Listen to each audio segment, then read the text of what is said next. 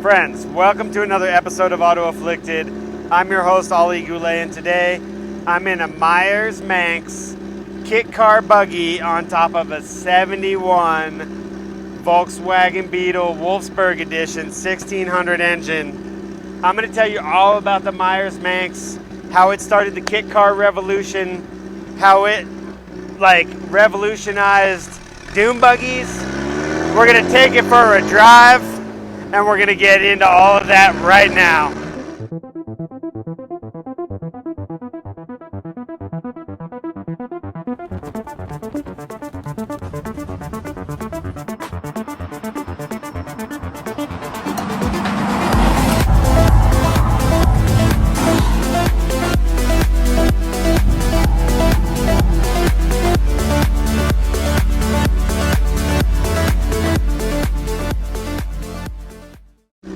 Right now we're just pulling into one of my favorite spots to shoot video.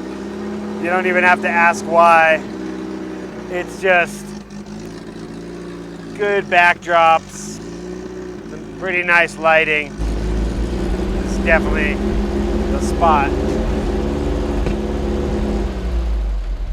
Right, so Meyers Manx Buggy. Like, what is that? We've all seen something like this cruising around before in our childhood, or maybe even yesterday. So what you may not know is that from 1964 to 1971, Bruce Meyers, specifically the Meyers Manx company, created these kit cars that were fiberglass shells sold for only $500, and you would put them onto a shortened VW Bug chassis. This one in particular is on a Wolfsburg edition with a 1600 motor, so a good amount of fun. But they did put out about 6,000 of these back in the day, so they're fairly readily available. But if you did want to get into one, you could spend 20, upwards of 30 grand. You might stumble into one for less if you were lucky.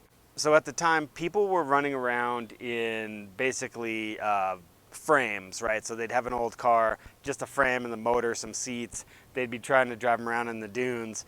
And Bruce figured he had a better idea, so he came up with this concept, and it just took off. This was featured in movies, it was featured in cartoons, it was all over the place in the early 70s, and even Elvis had one. In 1967, they actually took this rallying in the Rally Mexico, and they won the thing, which further solidified, the presence of the Meyers Manx in the marketplace. But with that came, other people creating the same types of vehicles. All of these other kit cars ended up coming out. And to be honest, I'm not sure that this one is a Meyers Manx because it looks quite different in the front end. And Bruce Meyers himself said that he created the fenders to be perfectly flat so you could lay your beer on them. And this one's got a little bit too many angles, but I don't know. Someone more steeped in these buggies, maybe drop something in the comments if you know. Otherwise, as far as I know, my buddy said it's registered as a Manx, so we'll call it a Manx. In '67, Car and Driver wrote that the Meyers Manx was everything to all men, and they described it as the perfect vehicle for those that like to roll their own. And whether you like 30%, 50-50 mix, or tobacco forward, this platform gave you all the options you ever wanted, because essentially all you got was the fiberglass body, and then you chose everything else from there. So none of these fiberglass buggies are one and the same. They're almost all different.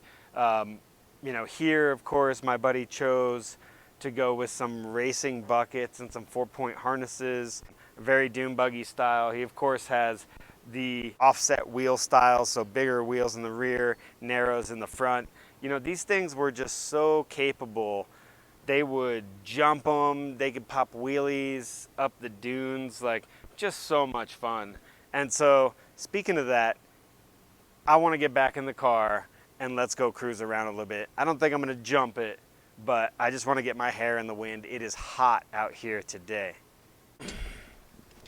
So, every Manx is different, and this one has got These race buckets, 4-point harness. You know, I feel pretty safe, but at the same time, yikes. Starts right up. For me, this personally is a little bit of a challenge because I got to reach pretty far to get the clutch all the way in. But once I got that going, it's no big deal. There's no ABS on this thing, so it's like, gets a little hectic sometimes. Locks it up really easy. And then there's no mirrors, so you feel like, I don't know, I feel naked. I'm always looking for my mirrors. Can't see anything. But you just take it easy. It's a decidedly bouncy ride, but you don't get it for the refinements. You actually get it for the opposite of that. The total lack of refinement makes this thing so much more fun to drive. If you ever want to be seen in a vehicle, this is the one. You get more looks than if you're in some sort of Lamborghini. Everyone's checking it out. And you got to be prepared for conversations. Pretty much anywhere you stop, someone's going to want to know something about this Manx. That's a plus and a minus.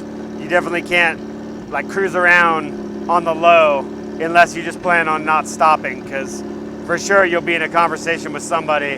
They'll be giving you the thumbs up. Guaranteed. Little 1600cc engine's not bad. Makes a good sound. It's plenty peppy for something of this size.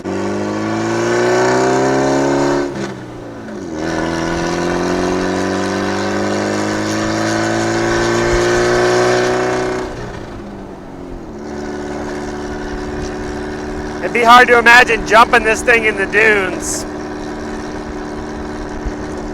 Seems like it'd be scary. Just all exposed. But what a fun cruiser. I mean, it's such a vibe to be out here like this. You can just imagine ripping this thing over to the beach with your surfboards. The Manx name coincidentally comes from the cat, you know, because the ass end is kind of up in the air and it's got no tail. That's very much how this vehicle is. It's just such a cool stance, you know. It's like something that the dudes can get behind, and the ladies think it's cute, the dudes think it's aggressive. It's just a great style, you know. It just depends on what your vibe is. Definitely earplug kind of ride. First gear, second gear,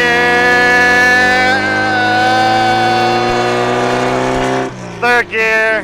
Hey, double bubble, what's going on? So there you go, friends. A quick romp in this Meyers Manx. I hope you guys had a good time joining me, learn a little bit of info about the vehicle.